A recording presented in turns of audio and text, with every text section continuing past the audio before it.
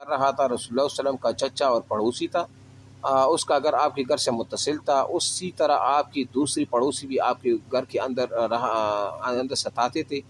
ابن اسحاق کا بیان ہے کہ جو گروہ گھر کے اندر صلی اللہ علیہ وسلم کو اذیت دیا کرتا تھا وہ یہ تھا: ابو لہب، حکم بن ابی العاص، اور بن امیہ، عقبہ بن ابی معیط۔ یہ جو عقبہ بن ابی معیط ہے نا، یہ پتہ ہے کون ہے؟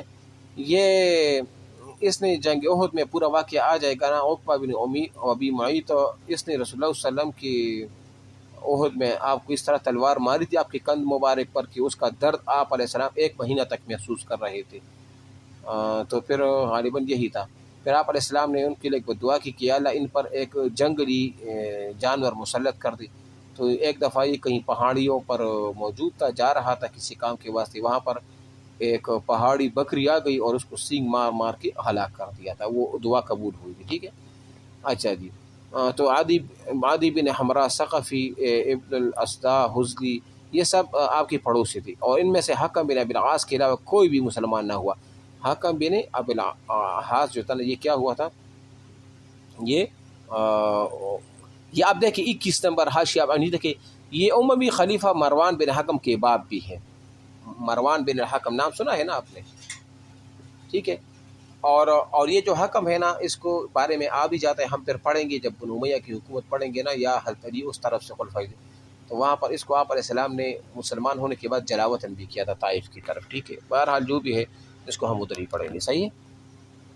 اچھا جی، پھر ایسا ہوا کہ ان کو حکم بن عاص کے علاوہ ابھی مسلمان نہ ہوا۔ اس کے ستانے کا طریقہ یہ تھا کہ جب آپ نماز پڑھتے تو کوئی شخص بکری کی بچہ دانی اس طرح ٹکا کر پھینکتا کہ وہ ٹھیک آپ کے اوپر گرتی، چولہے پر ہانڈی چڑھائی جاتی تو بچہ دانی اس طرح پھینکتے کہ سیدھی ہانڈی پر جا گرتی۔ آپ نے مجبور ہو کر ایک گروندہ بنا لیا تاکہ نماز پڑھتے ہوئے اس سے بچ سکے۔ یہ آپ علیہ السلام کو طرح طرح کی جو ہے نا وہ پہنچاتی تھی۔ ٹھیک ہے، بہرحال جب آپ پر یہ گندگی پھینکی جاتی تو آپ اسے لکڑی پر لے کر نکلتے اور دروازے پر کھڑے ہو کر فرماتے: اے بنی عبد مناف، یہ کیسی ہمسائیگی ہے؟ پھر اسے راستے میں ڈال دیتے۔ عقبہ بن ابو معیط بدبختی اور خباثت میں بہت بڑا ہوا تھا۔ چنانچہ صحیح بخاری میں عبداللہ بن مسعود سے مروی ہے کہ نبی علیہ السلام بعض بیت اللہ کے پاس نماز پڑھ رہے تھے اور ابو جہل اور اس کے کچھ رفقا بیٹھے ہوئے تھے کہ اتنے میں بعض نے بعض سے کہا: کون ہے جو بنی فلاں کی اونٹ کی اجڑی لائے اور جب رسول اللہ صلی اللہ علیہ وسلم سجدہ کرے تو ان کی پیٹھ پر جو ہے نا وہ ڈال دیا جائے؟ اس پر قوم کا بدبخت ترین آدمی عقبہ بن ابی معیط، اس کو انڈر لائن کر دو۔ وہ سوال یہ اس طرح ہے نا، یہ آوے کہ وہ کون بدبخت تھا جس نے اجڑی آپ علیہ السلام پر نماز کے دوران جو ہے نا وہ پھینکی تھی؟ تو عقبہ بن ابی معیط تھی، اس کو انڈر لائن کر دو۔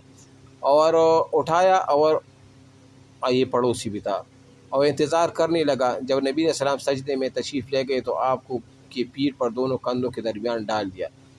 میں سارا ماجرا دیکھ رہا تھا مگر کچھ نہیں سکتا تھا، کاش میرے اندر بچانے کی طاقت وہ ہوتی۔ ٹھیک ہے، اچھا۔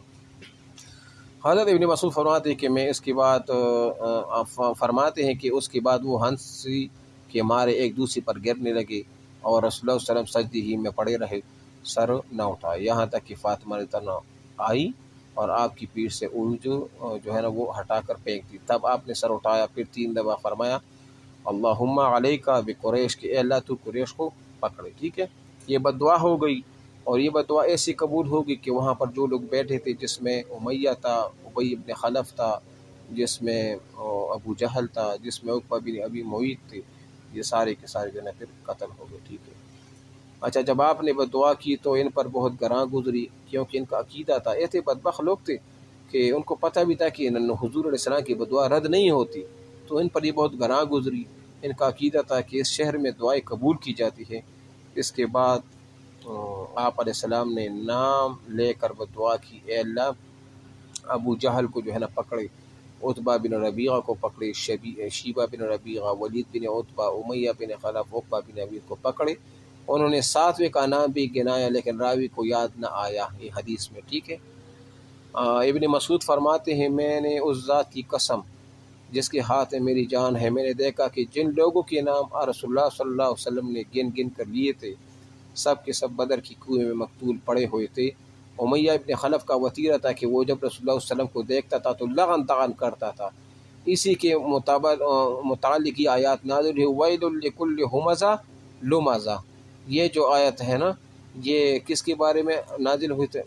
ہاں ٹھیک ہے، ہر لغن تغن اور برائیاں کرنے والی کی تباہی ہے. ابن ہشام کہتے ہیں کہ ہم ہمزہ وہ شخص ہے جو اعلانیہ گالی بکی اور آنکھیں ٹیڑھی کر کے اشارہ کرے، اور لمزہ وہ شخص ہے جو پیٹھ پیچھے لوگوں کی برائیاں کرے. یہ ہم نے ادھر پڑھا بھی تھا، یاد ہے ہم نے جب ترجمہ پڑھا تھا، ٹھیک ہے نا. اور انہیں اذیت بھی دے دی. امیہ کا بھائی ابی ابن خلف عقبہ بن معیط کا گہرا دوست تھا. ایک بار عقبہ نے نبی صلی اللہ علیہ وسلم کے پاس بیٹھ کر کچھ سنا. ابی کو معلوم ہوا تو اس نے عقبہ کو سخت سست کیا، کہا، عتاب کیا اور اس سے مطالبہ کیا کہ وہ جا کر رسول اللہ صلی اللہ علیہ وسلم کے منہ پر تھوک آئے، معاذ اللہ. آخر عقبہ نے ایسا ہی کیا. خود ابی بن خلف نے ایک مرتبہ ایک بوسیدہ ہڈی لا کر توڑی اور ہوا میں پھونک کر رسول اللہ صلی اللہ علیہ وسلم کی طرف اڑا دی کہ دیکھو نا، یہ کہتا ہے کہ یہ بوسیدہ ہڈی دوبارہ زندہ ہوں گے اور پھر قیامت ہوگی، دیکھ اس کی تو یہ حالت ہے. ٹھیک ہے. اچھا، یہ جو ابی بن خلف ہے نا، یہ جنگ احد میں پھر مارا گیا تھا. اس نے کہا تھا کہ میں نے آپ علیہ السلام کو، اس نے مکہ میں کہا تھا کہ میں نے ایک تلوار یا ایک نیزہ تیار کیا ہے کہ میں اس سے آپ کو معاذ اللہ شہید کروں گا، قتل کروں گا. تو آپ علیہ السلام نے فرمایا کہ نہیں، بلکہ میں آپ کو قتل کروں گا. وہ جنگ احد جب شروع ہو گئی تو یہ ابی بن خلف سامنے سے آ رہا تھا اور اس کے ہاتھ میں نیزہ تھا. تو ایک صحابی آ کر کہنے لگا، اے اللہ کے رسول، مجھے اجازت دیجیے کہ میں اس کو قتل کروں. یہ آپ کو قتل کرنے کے ارادے سے آ رہے. آپ علیہ السلام فرمائے کہ نہیں، میں اس کو قتل کروں گا. تو آپ نے حارث بن الصمہ رضی اللہ تعالیٰ سے نیزہ لے لیا اور اس کو دے مارا، جس کی وجہ سے تھوڑی سی خراش آ گئی اس کے کان پر، اور جس کی وجہ سے بیل کی طرح جو ہے نا وہ آوازیں نکالتا تھا.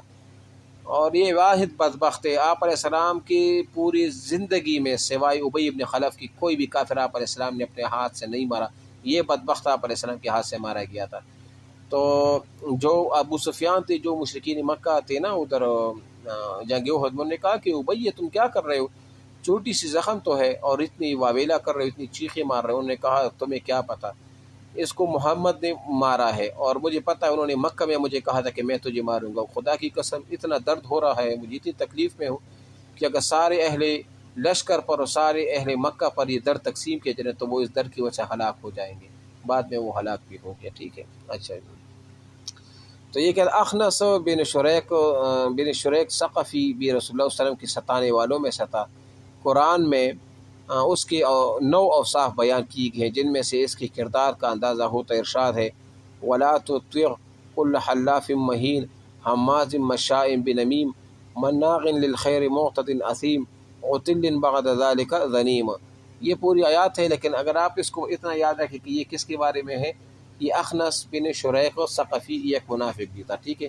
یہ اس کے بارے میں آپ علیہ السلام نے وہ فرمایا. ٹھیک ہے.